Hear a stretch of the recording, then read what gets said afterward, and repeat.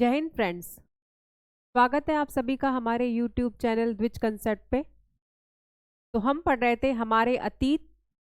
हम अध्याय 9 पे हैं, जिसमें आपने देखा नए साम्राज्य और राज्य, जिसमें आपने ये पढ़ा कि प्रशस्तियों यानी कि प्रशंसा के हिसाब से यानी प्रशंसा करते हुए कैसे इतिहास को पढ़ा जा सके, यानी कि किसी की प्रशंसा ऐसे की जाए कि उसमें हमें इतिहास की झलक दिखाई देने लगे।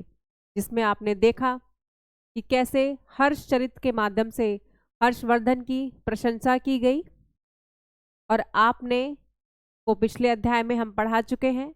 और अब हम चलते हैं इसके आगे, जिसमें आज आप देखेंगे कि प्रशासन यानी कि आपको हमने बताया था कि मौर्य काल का जब पतन हो जाता है तो उसके खंडहर पर कुछ राज्यों का जन्म होता है, जिसमें आप देखेंगे कि कुषाण, शक, कुषाण, इनका आक्रमण होता है, जो कि बाहरी थे, एक तरीके से विदेशी थे।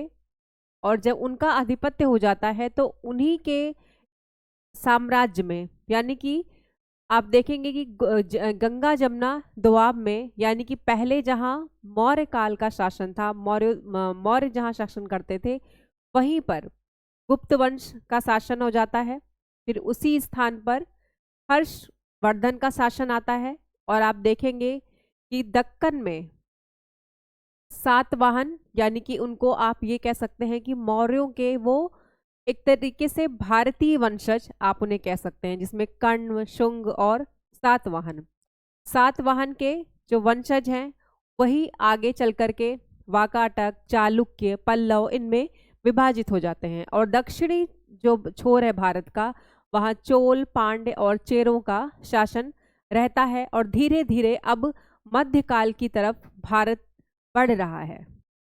तो अब हम आगे चलेंगे और आप देखेंगे कि मौर्य काल में जो शासन था वो केंद्रीय था, यानी कि पूरे भारत में आपने देखा था कैसे अशोक का साम्राज्य चल रहा था, जिसमें अभिलेखों के माध्यम से क्या होता था, शासन चलता था। और जो प्रशासनिक व्यवस्था थी उसमें भी एक तरीके का केंद्रीकृत सत्ता कार्य करती थी। भले ही अशोक पाटलिपुत्र में रहते हों, लेकिन फिर भी उत्तरापथ, दक्षिणापथ, ये जो रास्ते थे, इन पर नजर रखने के लिए, एक तरीके से शासन करने के लिए जगह जगह प्रशासनिक केंद्र बनाए गए थे। लेकिन अब जब कहते हैं ना कि कोई बड़ी इमारत गिरती है अगर, तो उसके आसपास जो छोटे छोटे घर होते हैं वो मौका पाते ही उस स्थान को घेर लेते हैं। ठीक वैसा ही उस समय भी हुआ और आगे भी ऐसा ही होता रहेगा कि जब भी कोई केंद्रीय सत्ता का पतन होता है तो जो छोटे छोटे साम्राज्य जिनको दबाकर अशोक ने या किसी भी साम्राज्य ने आगे, जिनको एक तरीके से उनका उन्मूलन किया और उनको दबा कर रखा, अपने में मिला कर रखा, उनको क्या मिल जाता है, मौका मिल जाता है वापस से राज्य करने का। तो ठीक वैसा ही मौर्य काल में भी हुआ, उन्होंने भी यही देखा। और मौर्यों के साथ भी आपने देखा था क्या हुआ था कि जो रास्ते थे, यानी कि मध्य एशिया से जिन रास्तों से हमेशा विदेशी आक्रांता भारत आते रहते थे, उनको घेरने के लिए मौर्य काल में कोई विशेष व्यवस्था नहीं की गई थी कि उनकी सुरक्षा की जाए, उन रास्तों को बंद कर दिया जाए। जिसमें आप देखेंगे कि खैबर दर्रा है, बोलन दर्रा है, यही दो रास्ते हैं जहां से विदेशी मध्य एशिया के जो आक्रांता थे वो भारत में प्रवेश करते थे।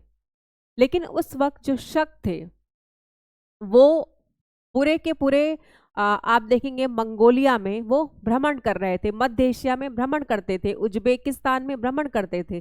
तो इससे क्या हुआ कि वो चीन की तरफ बढ़ रहे थे। और चीन के जो राजा थे उस वक्त के, उन्होंने अपनी सुरक्षा के लिए चीन की दीवार का निर्माण करवाया, जिससे क्या हुआ कि इन्हें चीन में जाने का मौका नहीं मिला। तो अब इनका रुख इन्होंने भारत की ओर कर लिया। और मौर्य काल में अशोक ने या उनके उत्तराधिकारियों ने कोई ऐसी व्यवस्था नहीं की थी, ऐसी कोई सुरक्षा ऐसी नहीं बनाई थी कि जिससे उन्हें भारत में आने से रोका जाए। तो इसी के कारण आगे चलकर जैसे ही मौर्य काल का पतन होता है, फिर आप देखेंगे कुषाण, जिनके आप कनिष्क सबसे प्रसिद्ध राजा हैं, सम्राट हैं, वो भारत में आकर के वो भारत के ही हो गए, मतलब विदेशी नहीं रहे। क्यों? क्योंकि वो भारत की जनसंख्या में ही मिल गए, उसकी संस्कृति को, सभ्यता को उन्होंने अपना लिया, तो वो पूरी तरीके से भारतीय हो गए।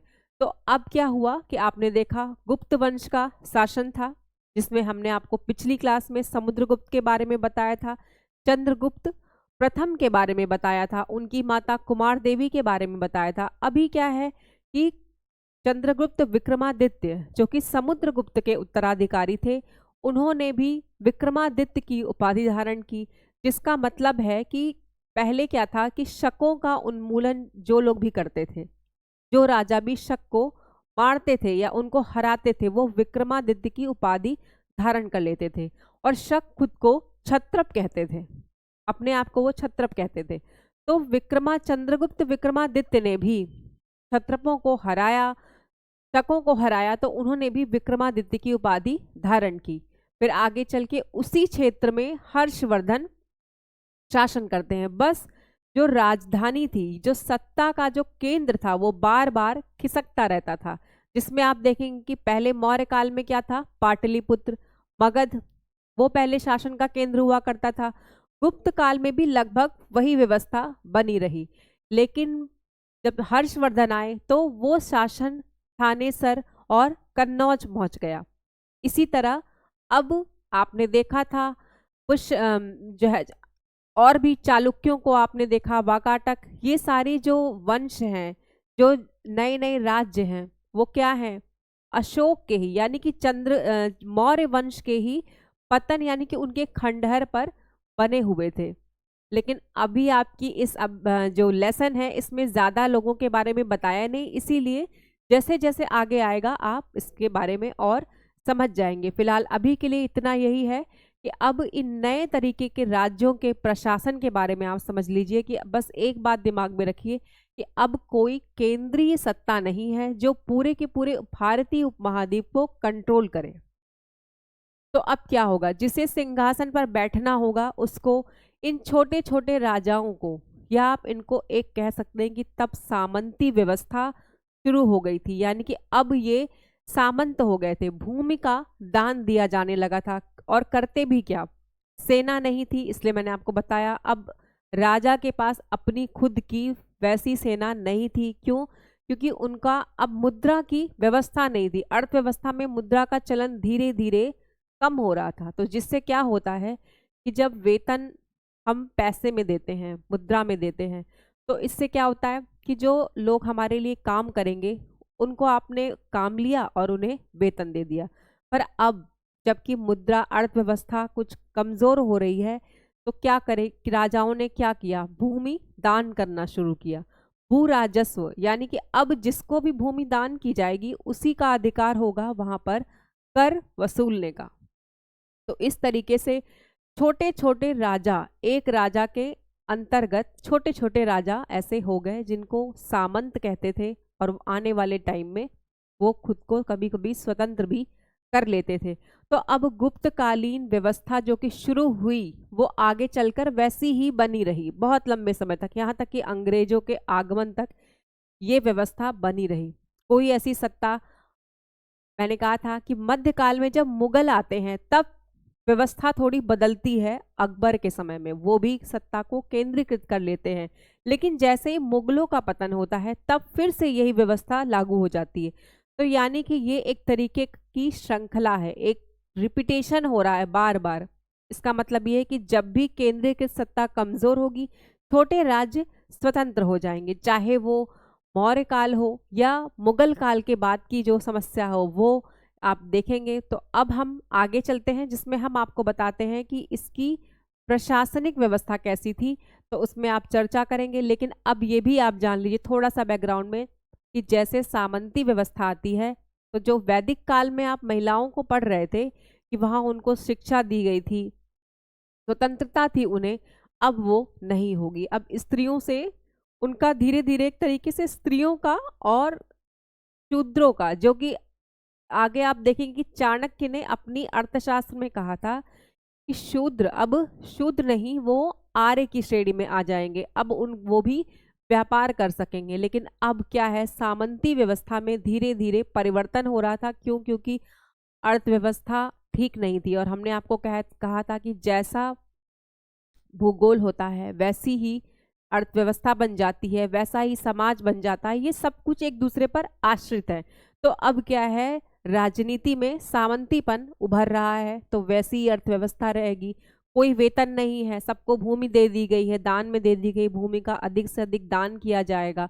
तो इससे क्या होगा, राजस्व राजा के खजाने में तो कुछ जाएगा नहीं, वही जाएगा जो व्यापार से थोड़ा बहुत उन्हें मिलता होगा, वरना अब तो कुछ जाएगा नहीं। तो एक तरीके से जो छोटे छोटे सामंत हैं उनको उनकी तिजोरियां भरने लगी थी, और वो समय समय पर राजा को क्या करते थे, कभी सहायता दे देते थे, सेना दे देते थे, उनका प्रशासन भी चलाते थे। और मौका मिलते ही अगर राजा थोड़ा कमजोर हुआ तो वो स्वतंत्र भी हो जाते थे। तो चलिए आगे चलते हैं, देखते हैं कि कैसी कहाँ का वहाँ का प्रशासन कैसा था। इसके पहले आप अपनी किताब का ये अध्याय देख लीजिए,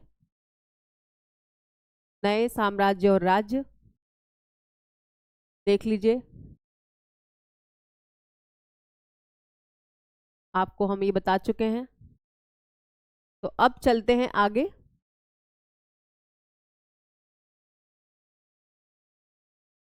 जिसमें सबसे पहले अब प्रशासन की बात आएगी। तो एक छोटा सा प्रारूप बनाते हैं, सिनॉप्सिस, उसी में सबका डिस्कशन कर लेंगे। प्रशासन,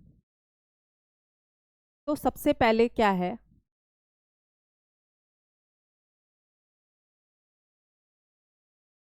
कि भूमि, यहाँ पर से आप ये समझ लीजिए कि गांव,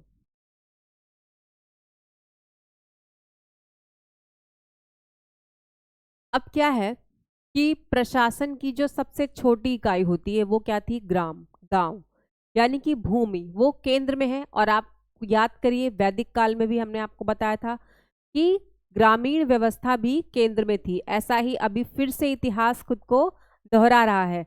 तो देखिए भूमि, भूमि में क्या है, यहाँ पर अब क्या होगा, जो अभी तक क्या था कि जो योग्य है उसको जो है प्रशासनिक अधिकारी बनाया गया, और धीरे धीरे उसका इधर उधर उसको ट्रांसफर भी होता था। तो इससे वो व्यक्ति एक ही स्थान पर बैठ करके अपने लिए कोई ऐसा भ्रष्टाचार के लिए कोई बैकग्राउंड वो बना नहीं पाता था, कोई पृष्ठभूमि नहीं बना पाता था।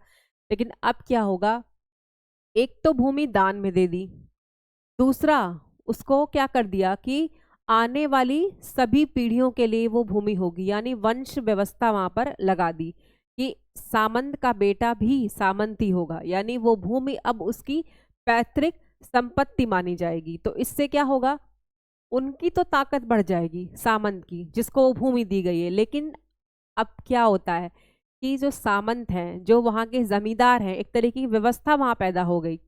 वो क्या करेंगे, वो खुद तो खेती नहीं करते, खेती कौन करेंगे, किसान करेंगे। तो अंततः लास्ट में जिसका शोषण होता है वो होता है किसान। उससे ज्यादा से ज्यादा कर वसूले जाएंगे और ज्यादा से ज्यादा धन कमाने का कार्य भी किया जाएगा। तो अब देखिए भूमि, जिसमें आप ये समझ लीजिए कि अब क्या होगा, यहीं पर लिख लीजिए, यहाँ क्या होगा, एक तरीके से तो अब यहाँ वंश व्यवस्था हो गई,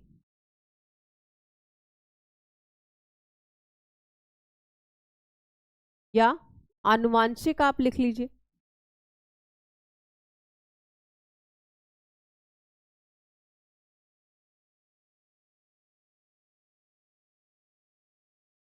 एक तो ये बात हो गई, दूसरी क्या कि एक ही व्यक्ति को कई पद दे दिए गए थे। यानी कि जैसे अगर आप उदाहरण मानिए, उदाहरण क्या, हरिसेन थे जो वो दंड नायक भी थे और अमात्य भी थे, मंत्री भी थे और महान्यायाधीश भी थे, दोनों पद वो संभालते थे। इस तरीके से कई ऐसे अधिकारी रहे होंगे, वो तो एक उदाहरण है कि एक ही व्यक्ति को कई सारे पद दे दिए गए। तो सोचिए उसकी ताकत कितनी ज्यादा बढ़ रही होगी। तो आप लिख लीजिए,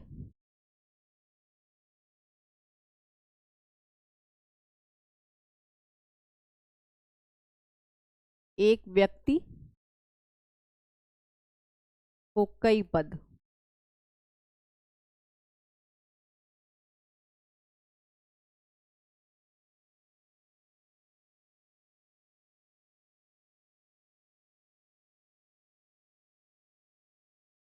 अब क्या था, एक तो था प्रशासनिक,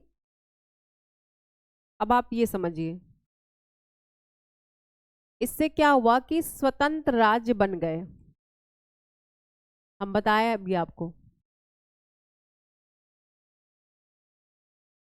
अब अगर एक ही व्यक्ति को इतनी ताकत दे दी जाएगी तो आने वाले टाइम में वो स्वतंत्र राज्य बनी जाएंगे।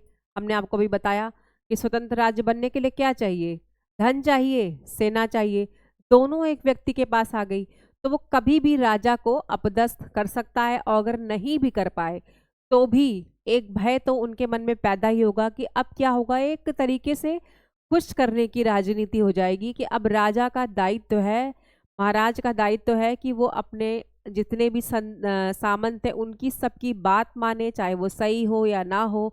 तो इससे क्या होगा, उन्हें हमेशा खुश रखना पड़ेगा, नहीं तो वो सरकार गिरा देंगे। लेकिन ये तो बात तो लोकतंत्र की हो गई, लेकिन राजतंत्र में भी लगभग अब ऐसी व्यवस्था आ रही थी कि अगर राजा बनना है तो अपने सामंतों को खुश रखना पड़ेगा। तो अब चलिए आगे देखते हैं क्या होता है।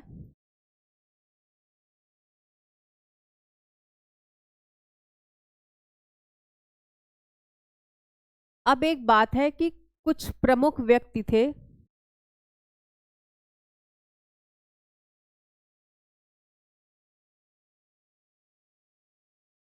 प्रमुख व्यक्तियों का बोलबाला। इसमें क्या है,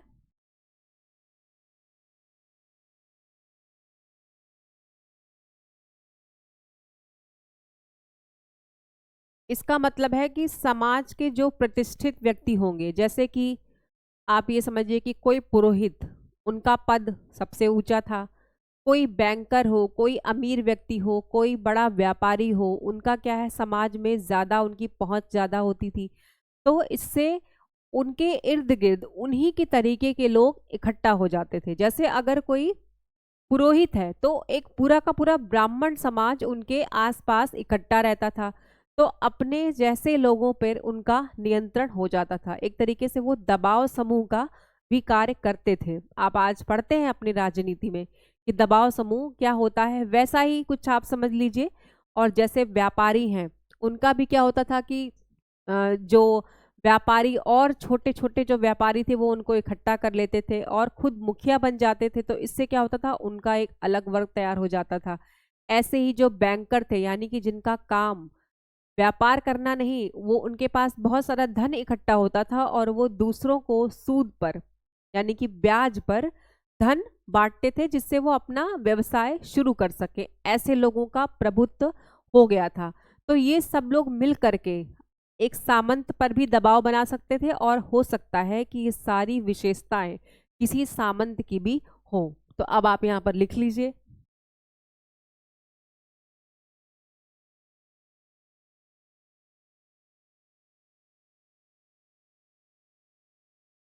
इसमें आप ये लिखिए कि श्रेणी, जिसका मतलब था बैंकर, हम आपको श्रेणी क्या होती है बता चुके हैं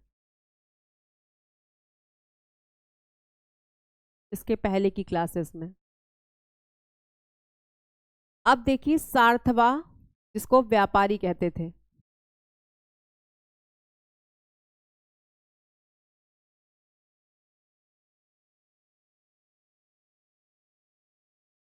ठीक है।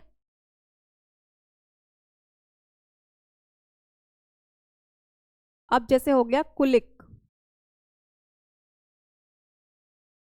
जिसको आम भाषा में शिल्पकार कहते थे।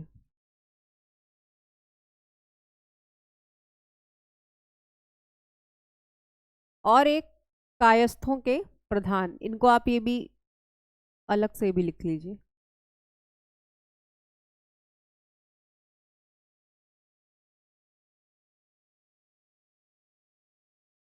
तो आपने देखा कि समाज में अगर किसी की अर्थव्यवस्था अच्छी हो तो वो अपने को ताकतवर बना सकता है। उस वक्त इतना आराम मिल गया था लोगों को अपना कद बढ़ाने का, सामाजिक कद बढ़ाने का। तो अब आपने देखा, हमने यहाँ तक बताया आपको, देख लीजिए प्रशासन के लिए इतने सारे पॉइंट्स इसमें हैं। तो अब चलते हैं आगे, प्रशासन में ही आप लिख लीजिए सेना।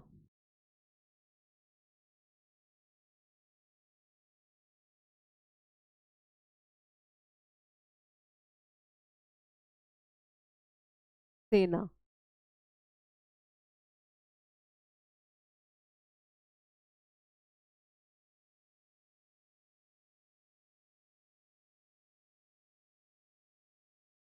अब देखिए, पहले नोट कर लेते हैं फिर डिस्कस करेंगे। एक तो सामंत, यहाँ पूरा का पूरा जो डिस्कशन है वो सामंत के ऊपर ही है। तो सामंत सेना रखते थे।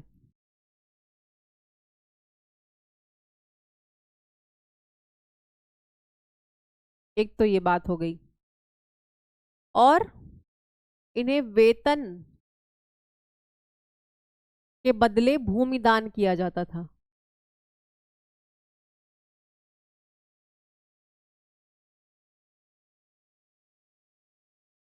वेतन के बदले इन्हें भूमि दान की जा रही है।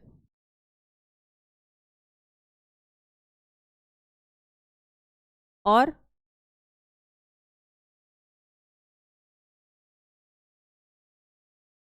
कर भी वसूलते थे,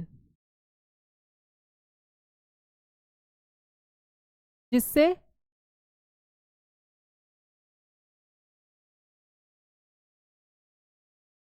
घोड़ा और हथियार का खर्चा खुद ही उठाते थे। अब चलिए डिस्कस कर लेते हैं। सेना,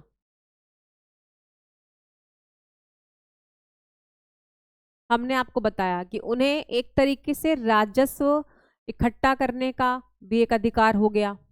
वंशावलियां आने लगी, यानी कि सामंत का बेटा सामंत ऐसा हो गया था। अब क्या है कि वो अपने बल पर सेना रखने लगे।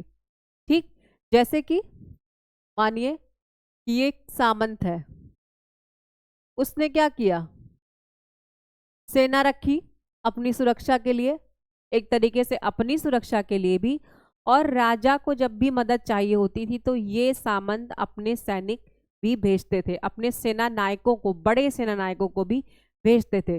तो अब क्या है, इन्होंने सेना रख ली। अब ये क्या करेंगे, जो सैनिक थे उनको वेतन नहीं देते थे। क्यों? क्योंकि हमने आपको बताया कि अर्थव्यवस्था में अब क्या हो गया था, भूमि दान, भूमि मुख्य केंद्र में आ गई थी। तो अब क्या है कि उन्होंने फिर से उनको दान देना शुरू कर दिया कि एक सेना ने अगर एक बड़ा कोई अधिकारी है तो उसको वेतन के बदले उन्होंने कहा कि आप ऐसा करो, हम आपको 1 बीघा 2 बीघा जमीन दान में देते हैं, तो वहाँ का जो भी राजस्व होगा या जो भी चीज़ आप वहाँ उपजाएंगे वो आपकी हुई, उससे हमें मतलब नहीं है। तो इससे क्या हुआ, उनके पास भी भूमि आने लगी, तो उससे वो जो उत्पादन करते थे या जो कर इकट्ठा करते थे उससे वो अपने घोड़े और हथियार इनको मेंटेन करते थे, इनका एक तरीके से प्रबंध वो करते थे। उनके अंडर भी बहुत सारे लोग थे, तो उन ये जो प्रक्रिया है वो धीरे धीरे चलने लगी थी। ऐसा कहते हैं कि अब तो इतनी भूमिदान होने लग गई थी, इतनी भूमिदान होने लग गई थी कि भूमि ही नहीं बची थी जिसको दान किया जाए। एक ही व्यक्ति को कई कई इतनी सारी उनके पास संपत्ति हो गई थी कि जिसका मतलब कोई अंत नहीं था। सामंती व्यवस्था ऐसी हो गई थी। तो इससे क्या होता है, धीरे धीरे व्यक्ति क्या होता है, एक तरीके का जो आप कहें कि एकता की जो भावना थी वो अब नहीं थी। तो सेना का क्या मतलब है, सेना कभी किसी की होती है? नहीं होती है। जब केंद्रीय की सत्ता होती है तभी होती है, नहीं तो अगर एक सेनापति स्वयं में इतना ताकतवर है तो वो किसी सामंत के मतलब उनके अंतर्गत वो कितने दिन तक कार्य करेगा, वो खुद एक स्वतंत्र सामंत भी बन सकता है। तो ये आप देखिए, ये आपने देख लिया, हमने आपको बताया कि एक अलग प्रकार की सेना का वहां पर विवरण होता है। ये मौर्यकालीन सेना नहीं है। मौर्यकाल में क्या था, सेना को 12 महीने रखा जाता था, उन्हें वेतन दिया जाता था और वो हमेशा अभ्यास भी करते थे, लेकिन यहाँ पर ऐसा कुछ नहीं था। तो अब आगे चलते हैं। प्रशासन में ही आपने देखा भूमि, सेना, और अब चलते हैं दक्षिणी राज्य की तरफ। ये आप नोट कर लीजिए। चलते हैं दक्षिणी राज्य, वहां पर क्या है, कुछ प्रशासनिक व्यवस्था है वहां पर।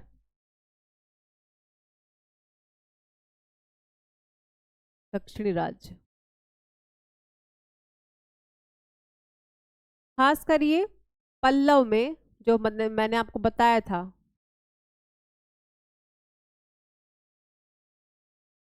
पल्लवों के काल में ऐसा देखा गया। इनके यहाँ भी जो समाज था, जो ग्रामीण अंचल था, वो कई भागों में बटा हुआ था, जिसमें आप देखेंगे कि ब्राह्मण, पहले तो जिस सभा में, मतलब जिस क्षेत्र में ब्राह्मण लोग सुपीरियर थे, उसको क्या कहते थे, सभा।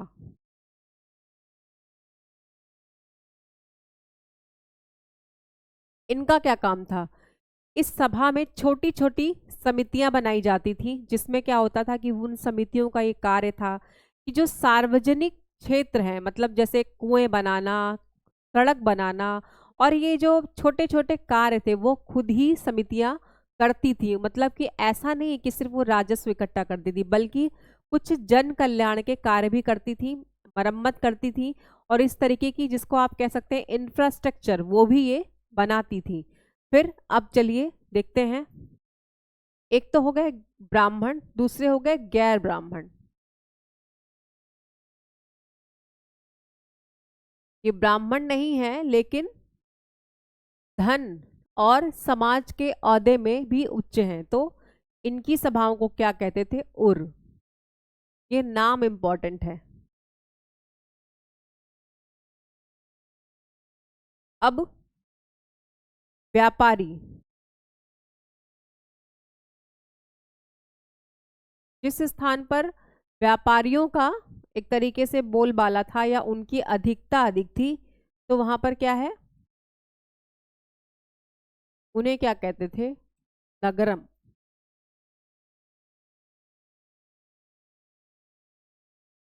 उन्हें नगरम कहते थे। ये आपने देखा दक्षिणी राज्य में। ब्राह्मण, उनकी सभाओं को सभा कहते थे। गैर ब्राह्मण, उनको उर कहते थे। और जो व्यापारी थे उनको नगरम कहते थे, यानी कि उनके समूह को नगरम कहा जाता था। ये दक्षिणी राज्य की प्रशासनिक व्यवस्था है। अब चलते हैं आम जनता की तरफ, देखते हैं कि ऐसे समाज में आम जनता का क्या प्रारूप था, आम जनता वहां की किस प्रकार की थी। तो चलिए देख लेते हैं। आम जनता, सामान्य जनता।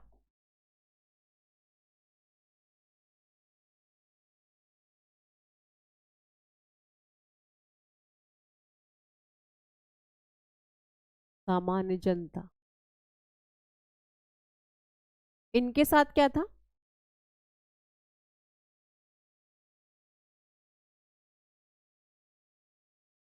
लिख लेते हैं। कहाँ कहाँ से हमें पता चल रहा है इनके बारे में। एक तो हमें पता चला अभिज्ञान शाकुंतलम से।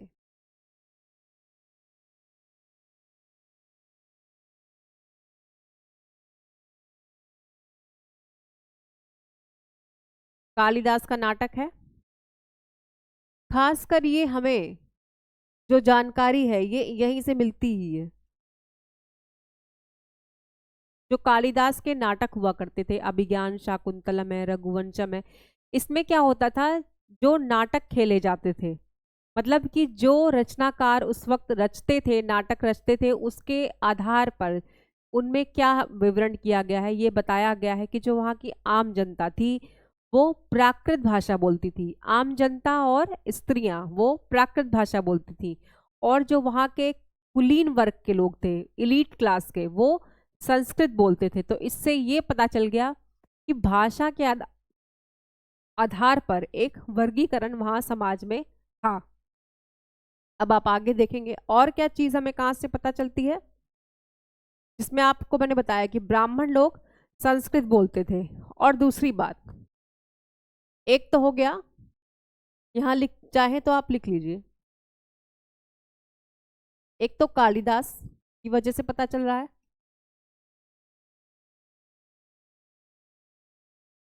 कालिदास, और दूसरा आपको बाणभट्ट।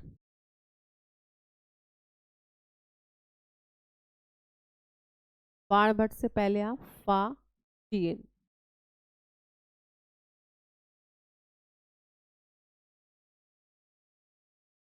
ये एक चीनी व्यापारी हैं, व्यापारी मैं कह रही हूँ, एक चीनी यात्री हैं जो बौद्ध धर्म को एक तरीके से उसका अध्ययन करने के लिए वो भारत आए थे। वो ऐसा बताते हैं कि उन्होंने ऐसे कुछ वर्गों को देखा जिन्हें अछूत या अस्पृश्य कहा जाता था। शूद्र नहीं, क्योंकि शूद्र को मैंने बताया आपसे कि मौर्य काल में ही उनका सामाजिक स्तर बढ़ गया है, तो वो शूद्र नहीं है। ये एक ऐसी जाति थी जिनका काम था कि जैसे शमशान घाट पे मरे हुए लोगों को जलाना, उनका दाह संस्कार करना, या मरे हुए जानवरों को उठाना, गंदे कार्य करना जिसको हम मनुष्य के लिए अशोभनीय मानते हैं, वैसे कार्य वो करते थे। उन्हें गांव के बाहर रखा जाता था और वो जब भी आते थे, जब भी वो प्रवेश करते थे गांव के अंदर, तो वो अपने साथ एक लकड़ी का टुकड़ा लेकर चलते थे, या आप उन्हें लाठी कह लीजिए, या कोई ऐसी भारी चीज जिसको वो पटकने से, धरती पर भूमि पर पटकने से आवाज आती हो, ऐसी कोई चीज वो अपने साथ लेकर चलते थे। तो क्या होता था कि आसपास का जो जनमानस था वो समझ जाता था कि वो आ रहे हैं, वो लोग आ रहे हैं, तो वो रास्ता छोड़ देता था। और ऐसा भी था, उनके जाने के बाद उस स्थान को धोया भी जाता था, तो उन्हें एक तरीके से अस्पृश्य कहा जाने लगा। ऐसा पाशियान यानी कि इन्होंने कहा है अपने विवरण में कि ऐसे चीजें मैंने देखी, ऐसा दृश्य मैंने देखा। तो आपने को पता चला कि आम जनता के बारे में थोड़ी थोड़ी जानकारी आपको पता चल रही होगी। अब एक बात है, यहीं पर आप देख लीजिए, एक तो ये हमें पता चल गया, ठीक। अब एक और छोटी सी इसमें घटना का वर्णन है। एक तो कालिदास ने अपने एक नाटक में बताया, ऐसा बताया कि जो अभिज्ञान शाकुंतलम है उसमें उन्होंने बताया कि दुष्यंत और शकुंतला का इसमें वर्णन है। उनकी जीवन के बारे में उन्होंने कहानी लिखी है, नाटक लिखा है। उसमें वो बताते हैं कि एक मछुआरा है जिसको शकुंतला की अंगूठी मिल जाती है। वो अंगूठी होती है जो राजा दुष्यंत उन्हें भेंट देकर जाते हैं। वो गलती से मछली के पेट में चली जाती है और मछुआरे को मिलती है, तो उन्हें ऐसा लगता है कि ये अंगूठी किसी सामान्य व्यक्ति की नहीं, किसी राजा की हो सकती है। तो वो ले जाकर के अपने जो राज्य के जो राजा थे उन्हें देने के लिए जाता है। तो इससे द्वारपाल और उस व्यक्ति में जो एक बातचीत होती है, तो द्वारपाल उस व्यक्ति से अच्छे से बात नहीं करता, बहुत ही अपमानजनक तरीके से बात करता है। लेकिन जैसे ही अंगूठी राजा के पास पहुंचती है तो राजा उसे पुरस्कृत भी करते हैं और कहते हैं कि ठीक है, आपकी ईमानदारी के कारण ये अंगूठी हमें वापस मिल गई, वरना आप चाहते तो अपने पास रख लेते, हमें क्या पता चलता। तो ये भी पता चलता है कि जब वो एक तरीके से पुरस्कार लेकर वापस आता है तो वही द्वारपाल और उसके दरबारी छोटे छोटे जो रहते थे, संतरी जिनको आप कह सकते हैं, वो उससे पुरस्कार में हिस्सा लेने के लिए आ जाते हैं। तो इससे ये भी पता चलता है आपको कि जो वहाँ की सामान्य जनता थी वो कितनी इनोसेंट थी, ये भी आपको पता चल गया। और वहाँ के जो राजनीतिक यानी कि जो प्रशासनिक अधिकारी थे वो किस प्रकार के थे, भ्रष्ट थे, और एक तरीके से अपने लोगों से बात करने की उन्हें तरीका नहीं पता था, उन्हें एक प्रशासनिक व्यवहार करना भी नहीं आता था। ये कालिदास ने अपने नाटक में बताया। तो जिससे हमें सामान्य जनता के बारे में छोटी छोटी झलकियाँ देखने को मिल रही हैं। मैंने आपको याद होगा, हम आपको पहले ही बता चुके हैं कि इतिहास हमेशा समानांतर चलता है। एक तो राजाओं का इतिहास होता है जिनको बड़े स्तर पर लिखा जाता है, एक होता है सामान्य जनता का इतिहास जिनको कभी लिखते हैं और कभी नहीं लिखते हैं। तो ऐसे ही समकालीन जो रचनाकार होते हैं उनकी रचनाओं से हमें पता चलता है कि जैसा उस वक्त का काल होता है, यानी कि कोई भी रचना अपने समय काल से बंधी हुई होती है और वही चित्र सोचते हैं रचनाकार जो उनके आसपास होता है। तो ऐसी ही चीजें कालिदास ने विवरित किया और इससे हमें पता चला कि वहाँ की सामान्य जनता कैसी थी। तो अब एक छोटी सी चीज इसमें रह गई है, आप देखिए कि बाणभट्ट ने युद्ध का वर्णन किया है। आप चाहे तो यही लिख लीजिए, बाणभट्ट ने युद्ध का वर्णन किया है।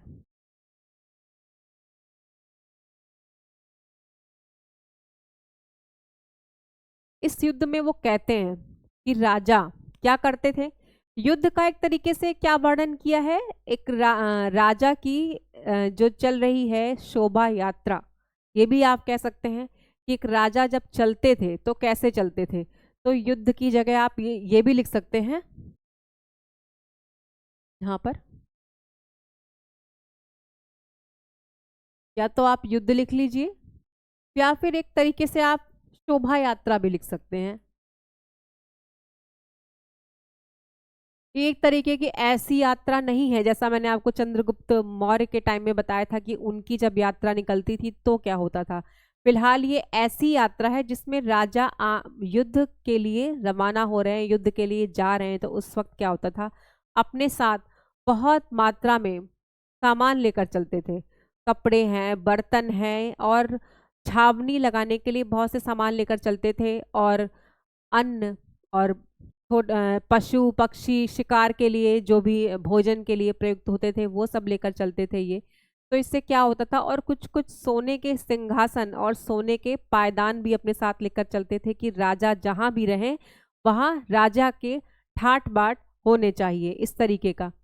पर समस्या क्या थी कि ये जब चलते थे तो इन्हें सामान्य जनता के साथ जो परेशानी उन्हें हो रही है कि मार्ग में उनके जो रथवाह यानी कि घोड़े वगैरह होते थे और जो सैनिक होते थे वो बहुत बड़ी मात्रा में एक तरीके से रास्ते में आने वाले गांव वालों को परेशान कर देते थे, कुचलते हुए चलते थे, हाथी भी साथ में चलते थे। उन्हें ये इस तरीके से ट्रेंड नहीं किया गया था कि वो अपने ही क्षेत्र के जो इलाके के जो गांव हैं उनको वो कुचलते हुए ना चलें, लेकिन वो ऐसा करते हुए चलते थे। और जो सामान्य ग्रामीण लोग थे उनका काम था कि जिस वक्त जब राजा की जो यात्रा है वो उनके गांव से निकले तो वो उन्हें भेंट लेकर जाएं, उनके लिए व्यवस्था करें, और जितने दिन तक वो वहाँ टिके रहें उनकी पूरी सेवा सत्कार वो करते थे। और जैसे यात्रा बाहर आगे चलती थी तो क्या होता था, जो गांव के जो ग्रामीण व्यवस्था के जो घरेलू पशु होते थे जैसे कि बैल है, गाय है, ये लोग जो होते थे ये एक तरीके से परेशान हो जाते थे उनकी चीज़ों को देख करके, और ये पूरा का पूरा वातावरण ही धूल से भर जाता था। ये चित्रण बाणभट्ट ने किया है। तो आपने देखा कि इस लेसन में, इस चैप्टर में पूरा का पूरा प्रशस्ति से लेके प्रशासन तक आपने देख लिया। तो आप इसको पढ़ लीजिएगा अच्छे से, और मैंने जितना बताया है नोट्स भी सिर्फ 2 पेज की है, इससे ज़्यादा की नहीं है। इतने में ही आपको समझ में आ गया होगा कि मौर्योत्तर काल में, यानी कि जब मौर्य काल का पतन होता है तो उसके बाद के जो साम्राज्य है उनकी क्या एक तरीके से उनका चित्रण आप कर सकते हैं। छोटा सा ही सही आपको पता चल जाएगा कि वो किस प्रकार के राज्य थे। अगर उत्तर लिखने को ये आ जाए कि मौर्य काल की तुलना आप मौर्योत्तर काल की राजनीति से, वहाँ के प्रशासन से कीजिए, तो आप आसानी से कर सकेंगे। और तो अब हम चलते हैं, आप इसको पढ़ते रहिए, और आने वाले टाइम में कोई प्रॉब्लम हो तो आप हमें कमेंट बॉक्स में आप पूछ सकते हैं। तो हमारे इस चैनल को शेयर कीजिए, लाइक कीजिए और सब्सक्राइब कीजिए। देखने के लिए बहुत बहुत धन्यवाद।